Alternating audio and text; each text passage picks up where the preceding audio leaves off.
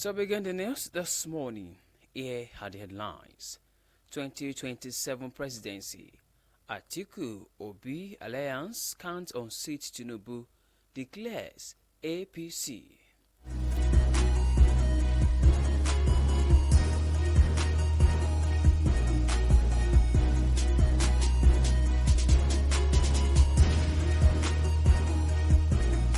Minimum wage. FCT workers kick over January date. Senate to stop enforcement of electrical standards by states. CBN denies selling FX to BDCs at 1,300 naira per dollar. Tension rises as second Okuama leader dies in military custody.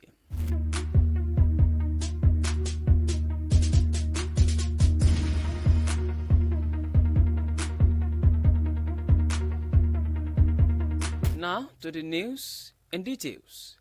The ruling All Progressive Congress (APC) has warned that no alliance of the opposition leaders, including former Vice President Atiku Abubakar and former Anambra Governor Peter Obi, will be potent enough to stop President Bola Tinubu's re-election in 2027.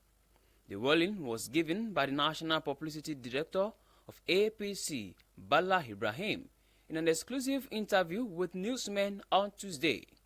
Ibrahim was reacting to a statement by Atiku spokesperson Paul Ibe that both his principal and his Labour Party counterparts had learnt their lessons in the last general election and will unite to kick off the incompetent and clueless administration of the APC. According to him, the combined votes of the two leaders, which would have amounted to 12 million, should have been enough to stop the president and prevent the hardship he has melted out to Nigerians. Ibe has praised his views on Monday's edition of a TV program. Reaction have trailed the interview, with major opposition agreeing that a coalition of forces or merger could indeed defeat the APC in the same manner as the one witnessed in 2015 when former President Muhammadu Buhari defeated assistant President Goodluck Jonathan. When contacted, Obi's media head Umar Ibrahim emphasized that his principal was committed to a better Nigeria and would be willing to collaborate with anyone who shared his vision as long as their desire isn't state capture. On its part, the opposition political parties in Nigeria, under the aegis of the Coalition of United Political Parties and Social Democratic Party, have expressed concerns, saying the country needed more than a coalition between the 2023 presidential candidate of the People's Democratic Party and the Labour Party. CUPP and SDP stated that to defeat the APC, Nigerians must demand credible election and form a coalition of trustworthy leaders to spearhead a rescue movement that served the nation's collective interests. In an interview with newsmen, the CUPP National Secretary Peter Amar acknowledged that a coalition could aid opposition parties in defeating the APC. Reacting to the possibility of a coalition between Atiku and Obi's group to defeat the APC, he stated that in addition to coalition, Nigerians must demand that election be decided and concluded at the polling unit. National chairman of the SDP, Shehu Gabam, stated that a coalition may not be the right solution at this moment. National chairman of APGA, Sly Ezekonwa, made this known while briefing newsmen in Abuja, echoing similar sentiment expressed by the party's national leader, Anambra Governor Charles Soludo. Also, in an interview with newsmen, the PDP Deputy National Youth Leader, Timothy Osadolo, explained that both the former Vice President and former Governor of Anambra State were partly to blame for the hardship Nigerians were currently facing. Osadolo called the potential unity between Atiku and Obi an illusion noting that neither has demonstrated a commitment to collaborating. This news was sourced from the Punch newspaper. 2027 presidency. Atiku B. Alliance can't unseat Tinubu, declares APC.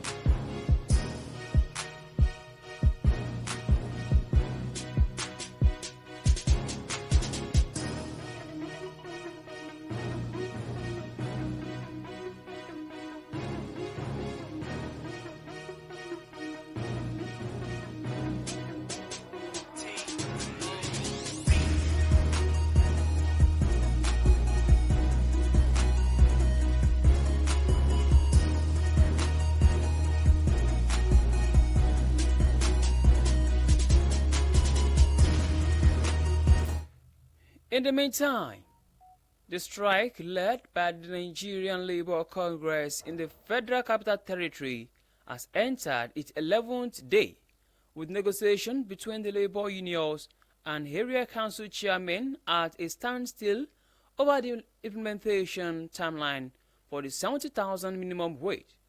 Speaking to newsmen on Tuesday, the FCT chairman of the Nigerian Union of Local Government Employees, Abdullahi Kabir, revealed that the area council chairman proposed a January 2025 implementation date, which the unions rejected, demanding the new wage commence in December 2024.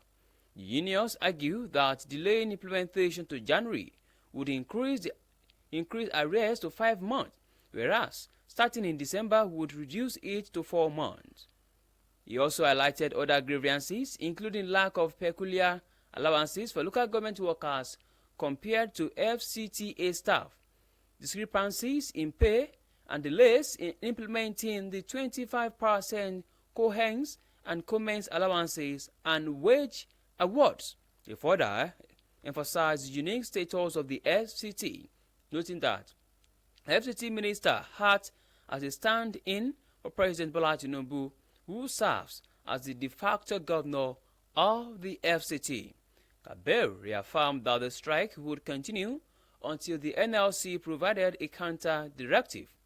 Effort to reach the FCT Council Chairman of the NLC's Stephen Kenabi for comment were unsuccessful, as he did not respond to phone calls or messages as of the time of filing this report. For more details, please visit Vanguard newspaper. Minimum wage. FCT workers kick over January date.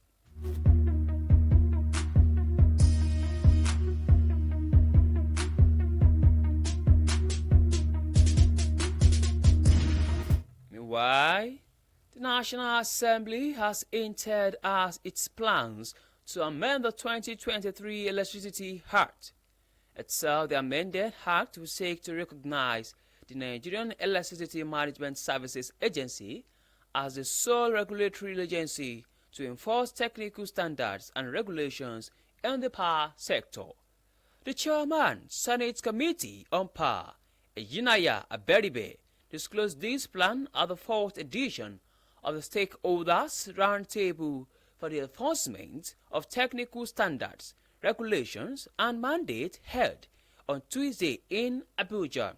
It will be recalled that last year, President Bola Tinubu assented to the 2023 Electricity Act as a replacement for the Electricity and Power Sector Reform Act of 2005. The Act approved the demonopolization of Nigeria's electricity generation, transmission, and distribution of electricity at the national level and empowered state companies and individuals to generate, transmit, and distribute electricity. It also enabled the state to issue licenses to private investors who can operate mini-grids and power plants. However, against the law, some states approved the establishment of technical and safety standards, carrying out technical enforcement in NAMSA's area of specialization. Though speaking in his goodwill address, the senator representing Haba South said the amended law will explicitly prevent states from enforcing technical standards. Beribe stressed the need for the federal law to supersede state law in this area, warning that a clear legal framework is necessary to prevent individuals from arbitrarily setting technical standards. This news was sourced from the Punch newspaper. Senate to stop enforcement of electricity standards by states.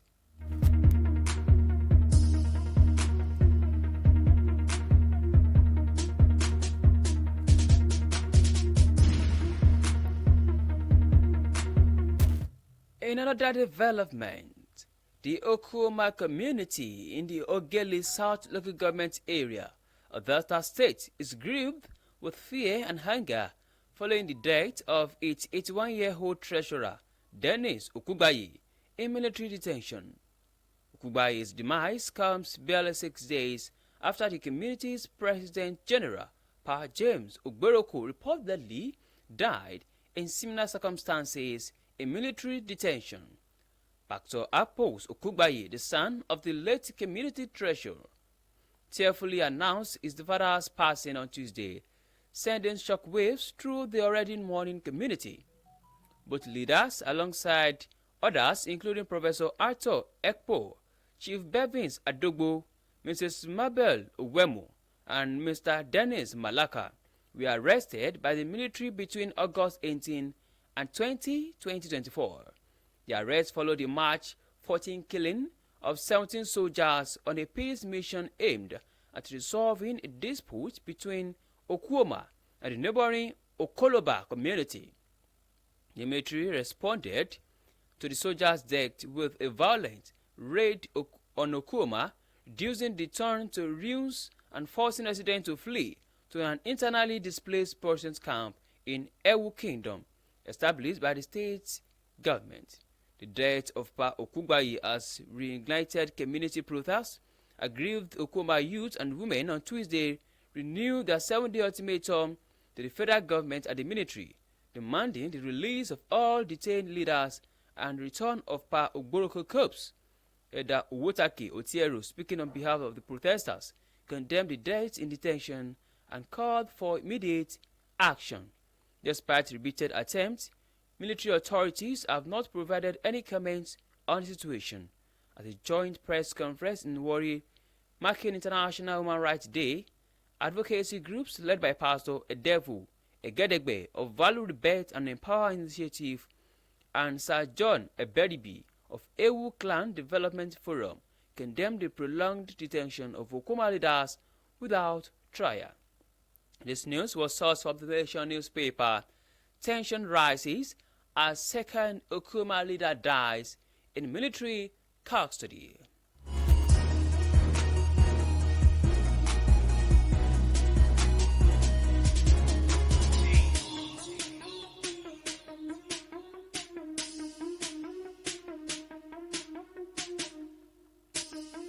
To the last news on newspaper review this morning. The Central Bank of Nigeria has described as fake a circular that it authorized the sales of foreign exchange to bureau the change operators in the country. The circular, dated Tuesday, 10 December, had claimed that the Apex Bank sold $20,000 to each legible BDC operator at 1,300 naira per dollar rate.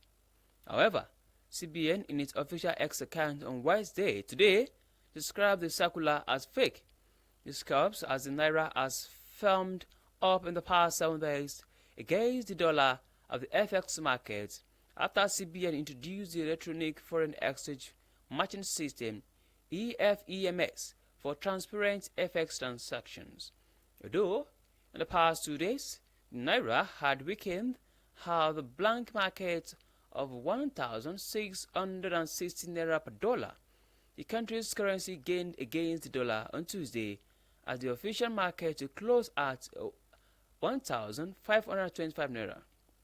Newsman report that the last time CBN intervened in the black market was in September 2024 when it sold FX at 1,590 naira per dollar to BDC operators. This news was sourced from Daily Post newspaper. CBN denies selling FX to BDCs at 1,030 naira per dollar.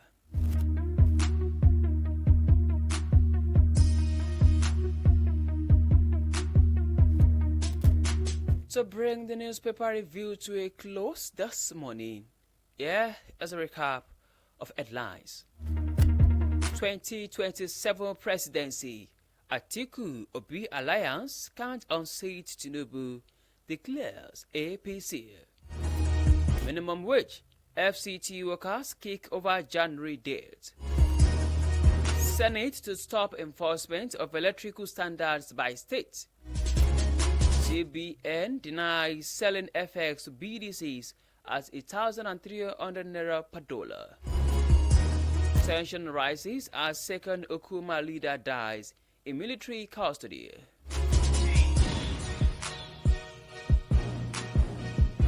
And with that, we've come to the end of Newspaper Review. Thank you very much for listening. You can download Carnival Media app from Play Store and app iOS. You can also check out our website at www.carnivalmedia.ng. My name remains Joseph Oyekola. Please do well to enjoy the rest of your day. Bye.